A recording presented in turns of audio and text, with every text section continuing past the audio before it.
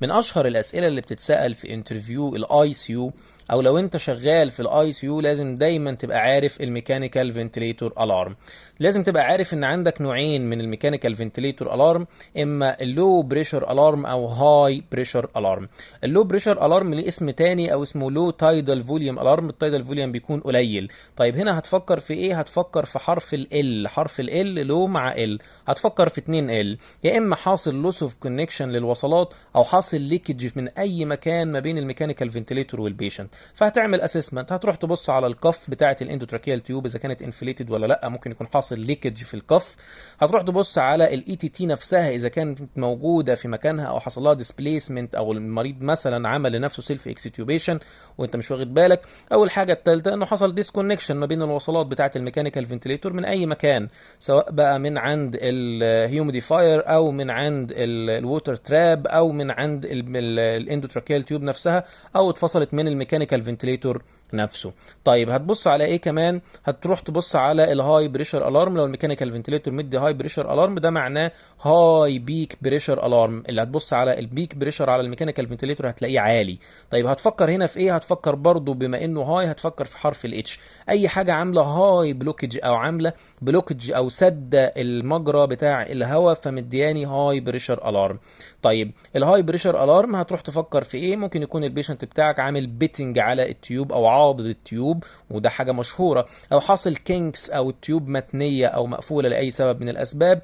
الحاجه الثالثه ان في اكسسيف اير واي سكريشنز، في ميوكس بلاج، المريض بتاعك محتاج تعمل له سكشن، او في كافنج، المريض بيكف او بيفايت الميكانيكال فنتليتور، فبالتالي ده معلي البريشر الارم. وحاجتين من اخطر الحاجات واشهرهم واللي دايما الناس ما بتفكرش فيهم في البدايه، انه ممكن المريض بتاعك يكون دخل منك في بالمونري ايديما او دخل منك في نيموثوركس. كلنا عارفين ان البالمونري ايديما هي ان في اكسسيف فلويدز متجمعه جوه الالفيولاي، جوه اللنج، فبالتالي البريشر جوه الشيست كافيتي او جوه اللنج عالي، فبالتالي هيديك هاي بريشر الارم. وكذلك الامر النيموثوركس. النيموثوركس كلنا عارفين انه في اكسسيف اير ضاغط على اللنج من بره، فمقلل حجم اللنج فمزود البريشر جوه. وطبعا في قاعده معروفه بتقول انه كل ما قلت المساحه كل ما زاد البريشر جواها.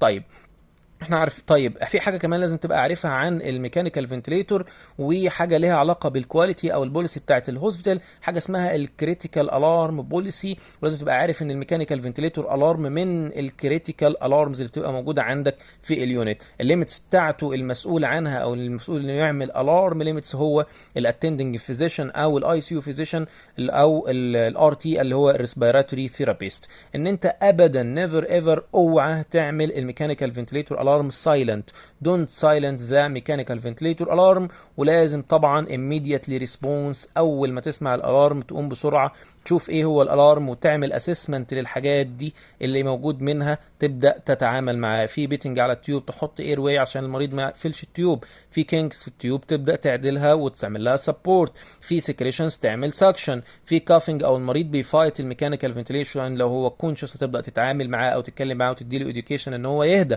او نبدا نديله سيديشن. لو في بالمونري ايديما او نيموثوركس نبدا بقى نحط في النيموثوركس، اشوف هنحط شيست تيوب البالمونري ايديما، ندي دايوريتكس عشان نقلل الفلويدز اللي موجوده جوه اللنج. فالسؤال دايما بيتسال كده في الانترفيو، لو عندك مريض على ميكانيكال فنتليتور وشفت الميكانيكال فنتليتور بيدي هاي بريشر الارم، هتعمل ايه او هتفكر في ايه؟ هتقول له على طول اول حاجه نروح نعمل اسكالتيشن للشيست عشان تاكسكلود ان في بالمونري ايديما او نيموثوركس. بعد كده هتشوف السكريشنز، لو في سكريشنز هنعمل سكشن. لو المريض بتاعي بيتنج على التيوب هبدا احط اير واي، ولو التيوب كينكد هبدا اعمل سبورت او اعدل التيوب. ولا تنسونا من صالح دعائكم، وشكرا.